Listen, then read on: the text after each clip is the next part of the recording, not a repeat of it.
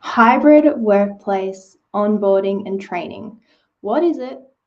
Why does it even matter? And how can we make it successful? And welcome to today's L&D Leadership Live, your weekly micro-learning where we take the biggest topics in L&D and look at it from a slightly different perspective. This is a live recording, so if you see me looking down here, it's because I'm looking at you guys. You have the ability to comment and chat with me in the studio, or hashtag replay and we can have a conversation after the fact, and you can ask your questions. But regardless of whether you're here live or not, put your thoughts, your observations, your ideas on today's topic down in the comments below. Let's make this thread incredibly valuable for any L&D professionals or anyone out there really who's looking for information on how to make hybrid workplace onboarding and training successful in their business. So make sure you join in with me so that we can pay it forward and help share the love. If you don't know me, my name's Lindsay Lee Hobson, and I work with organisations to elevate their emerging leaders and create the ultimate next generation of leadership. And as an emerging leader myself, I believe that if you truly want to turn today's new starters and early career talent, graduates and first-time managers into the innovative leaders of tomorrow, then you have to be demonstrating emerging leadership in your life today.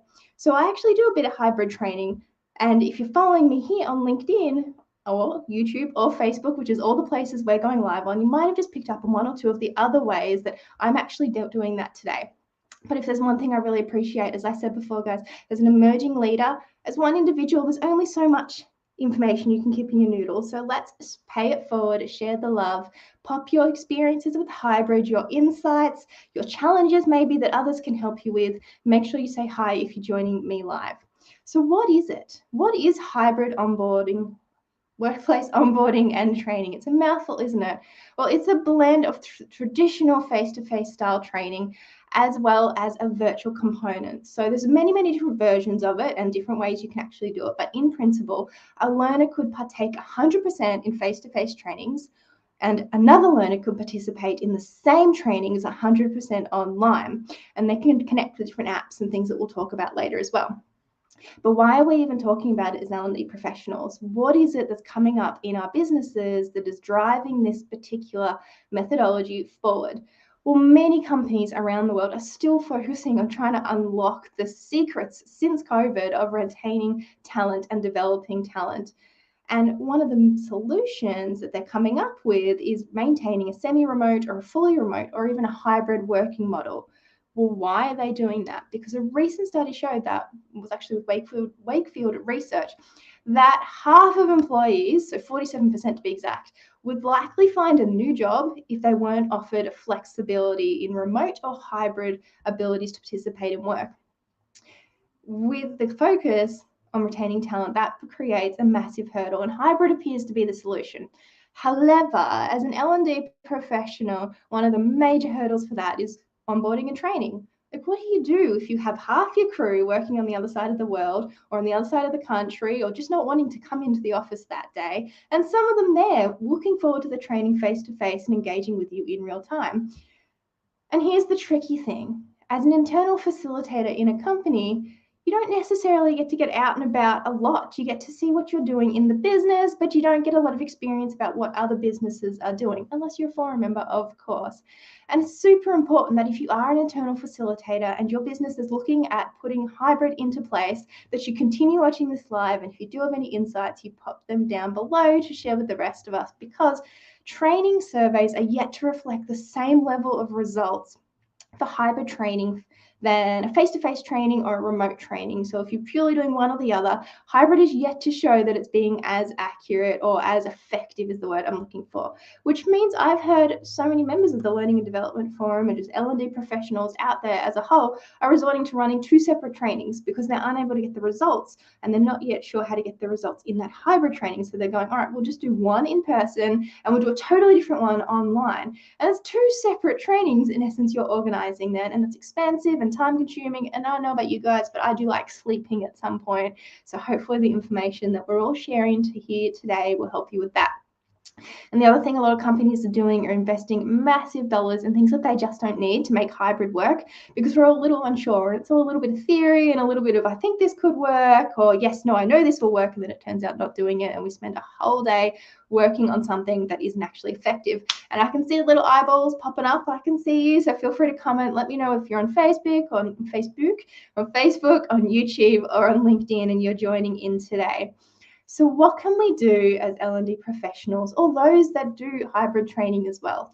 Well, here's a couple of things that I found from my experience, and that's platform participation and people, but we'll get into that in just a minute.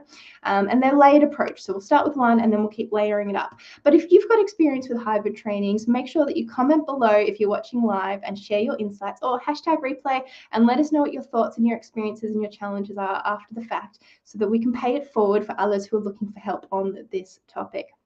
So let's start with platforms. If you want to run a triathlon, you wouldn't show up in high heels. In fact, you put a lot of TLC into the outfit and the things that you wear on that day so that you can be successful. Well, choosing your platform is exactly the same thing. It's super important foundation for you to be able to create a successful hybrid training. So don't assume that Zoom or Teams are automatically the way to go, because often for hybrid training, there's better options out there for you and what you're looking to achieve. Of course, having said that, Zooms and Teams are an amazing platform and they are an awesome solution. But a lot of the conversations we're having with forum members reflect that Zoom and Teams are primarily passionate platforms. So great for meetings, great for conversations, great for discussion groups. The other option is Zoom is also a great hosting only platform, which is why it can be a really good thing for you as a hybrid trainer, because it means that you can actually bring all your people together and use it to engage other tools, which we'll talk about in just a minute.